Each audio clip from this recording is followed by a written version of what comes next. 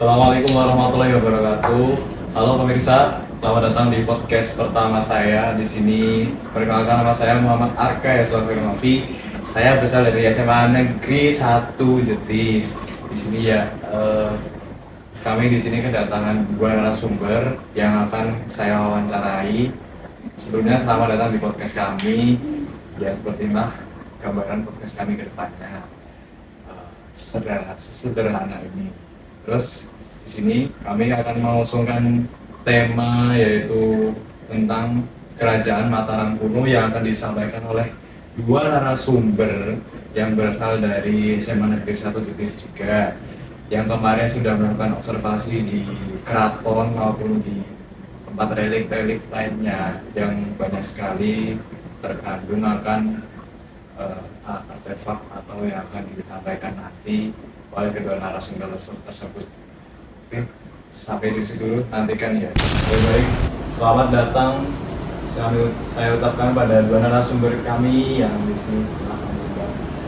Benar, ini kalian dari SMA Negeri 1 Jetis juga ya? Iya. Silakan kedua narasumber untuk memperkenalkan diri dari salah satu ini dulu. Izin memperkenalkan diri ya, saya Alivia Nela, biasanya dipanggil Nela. Sedangkan saya Lutfiana Ariska, biasa dipanggil Lutfi. Mbak Lutfi sama Mbak Nela ya? Iya benar.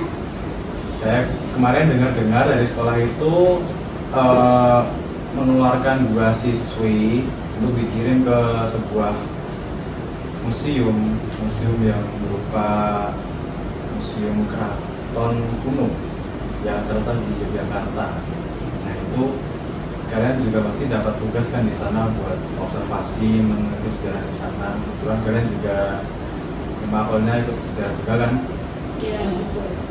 Bahkan di podcast ini apa sih yang kalian tangkap, yang kalian dapat di sana? Oke, jadi kita itu di sana itu mengobservasi Kerajaan Mataram kuno ya. Terus apa yang kalian dapat di sana? Kayak semacam pengertian atau awal mula kerajaan yang dibentuk atau apa? Awal mulanya dibentuk itu pada abad ke-8 oleh Raja Sanjaya dari dinasti Sanjaya. Terus untuk puncak kejayaannya sendiri ada di abad ke-9 dan ke-10. Sedangkan runtuhnya itu akibat perselisihan antara Raja Balaputradewa dari Sriwijaya dan Rakai Pikatan dari Mataram kuno. Sudah lama banget gitu ya. Terus di sana itu adakah kayak bentuk kehidupan politik atau budaya di sana? Apakah ada? Ya, ada. Jadi kehidupan politik Kerajaan Mataram kuno ini ditandai dengan sistem pemerintahan monarki. Sistem pemerintahan monarki ini adalah pemerintahan di mana kekuasaan tertinggi itu berada di seorang penguasa tunggal seperti raja, ratu, kaisar atau sultan. Nah, monarki ini juga merupakan salah satu pemerintahan tertua di dunia. Nah, Kerajaan Mataram kuno ini dipimpin oleh raja dan dijalankan oleh dua dinasti, yaitu dinasti Sanjaya dan dinasti Wangsa Shailendra. Jadi di sini di latar belakangnya dua dinasti ya, sebabnya atau disebutkan tadi. Nah itu untuk dinasti yang pertama dia Pak Sanjaya ya? Ya. Dinasti Sanjaya itu kapan sih berdiri? Jadi dinasti Wangsa Sanjaya itu berdiri pada tahun 732 sampai 760 Masehi. Pendirinya itu Raja Sanjaya dan agama Hindu Siwa. Terus tadi ada tiga setelah dinasti Sanjaya ada dinasti Shailendra. Ya. Nah itu awal mula berdirinya juga itu apakah dalam bentuk berseteru atau setelah dinasti Sanjaya ini hilang terus muncul dengan sendirinya atau? Jadi dinasti Wangsa Shailendra ini berdiri setelah dinasti Wangsa Sanjaya. Pendirinya yaitu Rakai Panangkaran dan agama Buddha. Latar belakangnya oleh Jadi agama Buddha dan Rakai Rakai Panangkaran. Terus di sana kalian dapatkan apa saja? Apakah ada dalam reliknya atau semacam peninggalan yang jadi ikonik dalam kerajaan Mataram? Apakah kayak semacam candi atau Ya, jadi peninggalan dari Wangsa Sanjaya itu ada Candi Prambanan.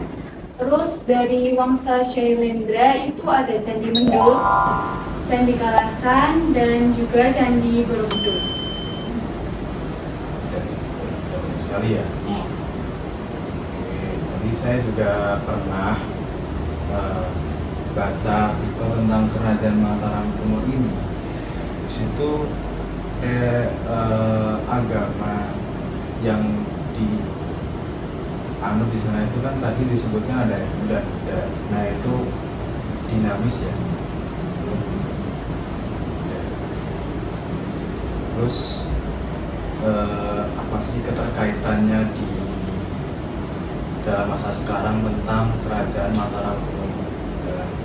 Kayak semacam reliknya yang menjadi tempat wisata atau banyak diangkat menjadi kayak semacam cerita-cerita rakyat kayak wayang atau semacam ada, atau untuk masa sekarang apakah masih populer? Masih populer. Salah satu contoh ceritanya itu adalah cerita dari Candi Prambanan, yaitu cerita Mahabharata. Ya, Mahabharata dan juga Ramayana itu sangat terkenal juga kan. Iya, itu sudah terkenal sekali ya, itu karena merupakan banyak sekali diadaptasi menjadi sebuah kayak pewayangan atau kayak terus kalian tuh nggak haus nggak bilang kalau haus nanti dia disiapkan sama tim. Enggak, aman kok, aman. Beneran aman? Iya. Udah. Terus lagi ya tentang kerajaan Mataram kuno ini itu. Sebenarnya peninggalannya tuh banyak sih. Oh, peninggalan juga banyak. Ya, ada peninggalan seni itu kayak arca, Buddha, dan Hindu. Terus di Candi Mendut dan Kalasan itu ada ukiran dan pahatan gitu loh di candinya. Oke. Ya, terus juga ada prasasti yang mencatat tentang sejarah kerajaannya itu, sejarah Mataram kuno. Dan artefak-artefak seperti perhiasan gitu. Oh, perhiasan juga ada tuh. Ada. Guys. Romantis ya, Jogja itu terkenal karena juga dari kerajaannya pun sudah terkenal di masa dulunya. Kayak tadi disebutkan masa jaya itu karena dalam kehidupan politik atau dalam kehidupan perindustriannya juga sangat maju. Yang latar belakangnya juga karena relik-relik candinya. Banyak sekali ya. Dan keterkaitannya dengan zaman sekarang pun juga masih ada. Oke, jadi kesimpulannya tentang kerajaan Mataram kuno ini yaitu yang pertama, kerajaan Mataram kuno ini sudah berdiri sejak zaman dahulu kala yang dilatar belakangi oleh dua dinasti. Yang pertama dinasti Sanjaya dan kedua adalah dinasti Shailendra, yang pada masa kejayaannya yaitu banyak sekali tadi disebutkan berupa bentuk kehidupan sosial, mulai dari sosial, bentuk kehidupan budaya atau semacamnya yang tadi disebutkan oleh dua narasumber tadi. Terus untuk keruntuhannya pun juga sudah jelas, yaitu perseteruan dari kedua belah pihak tadi yang mengakibatkan kerajaan Mataram kuno ini runtuh. Tapi dalam keruntuhannya itu banyak sekali menghasilkan sebuah cerita dan relik-relik atau peninggalan saat kerajaan Mataram kuno ini yang berupa sebuah candi Borobudur, Candi Ratu Boko, Candi Mendut, Candi Prambanan, atau banyak lagi lah. ternyata masih banyak juga, saya juga baru paham ini. Terima kasih untuk podcast kali ini. Sekian, bila ada salah kurangnya saya mohon maaf, semoga bermanfaat. See you next time in the podcast sejarah.